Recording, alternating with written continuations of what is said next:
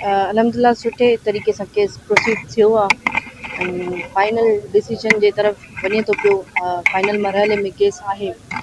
जीअं त अॼु जवाबदारनि जे वकील साहब आर्ग्यूमेंट्स कया आहिनि ऐं उन्हनि मुकमल न कया। हुननि जो इहो चवणो त नेक्स्ट हेयरिंग ताईं उहे कंप्लीट थी वेंदा। उनखां पोइ यकीनन जेको हिकिड़ो प्रोसीजर आहे केस जो, असांजो वकील साहब फाइनल आर्ग्यूमेंट्स कंदो ऐं पोइ फतवा आहे। पुरुमीद आहियूं, अदालतुनि में हिकिड़ो एतमाद आहे। कोर्ट जे ॿाहिरि हिकिड़ो तासुर सरदारनि जे तरफ़ खां, उन्हनि जे माण्हुनि जे तरफ़ खां, उन्हनि जे आसान अल्फाज़ में अगरि चवां त चमचनि जे तरफ़ खां ॾिनो थो वञे त को कंप्रोमाइज़ थियण वारो आहे। त इहा शइ सिंध जे शऊर खे वाज़े कंदी हलां त मां हमेशह हिकिड़ा लफ़्ज़ इस्तेमालु कयनि त मुंहिंजी जिदोजहद धरती जे मज़लूमिन जे लाइ।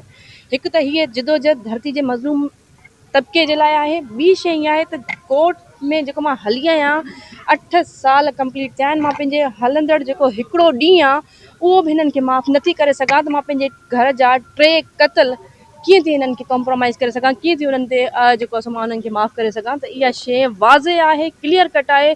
जेसिताईं असां में साह बाक़ी आहे, जेसिताईं असां ज़िंदा आहियूं, हिन केस में क़तन कंप्रोमाइज़ न थींदो। सरदारनि खे इंशाअल्लाह फांसी जे फंदे ताईं पहुचाईंदासीं। आख़िरी हद ताईं सरदारी निज़ाम जे ख़िलाफ़ ही जंग जारी रहंदी जेसिताईं सिंध में इहो सरदारी निज़ाम ख़तमु नथो थिए। हिन केस में सरदारनि खे सज़ा, न फ़क़ति सरदारनि खे सज़ा हूंदी, पर हर हिकु मज़लूम जी इहा जीत हूंदी त जेके सरदारी निज़ाम जे ख़िलाफ़ हिकिड़ी शिकारत आहिनि पर उहा जिदोजहद न करे सघिया आहिनि ऐं ख़ामोश रहिया आहिनि। त मां सम्झां थी त हीउ केस सिर्फ़ु मुंहिंजो न आहे, सिंध जे हर उन मज़लूम जो आहे जेको सरदारी निज़ाम जो शिकार बणियल आहे। नेक्स्ट तारीख़ जेका असांखे मिली आहे 19 डिसंबर जी मिली आहे। इंशाअल्लाह असां ईंदासीं, केस परसूं कंदासीं ऐं सरदारी निज़ाम खे मात ॾींदासीं।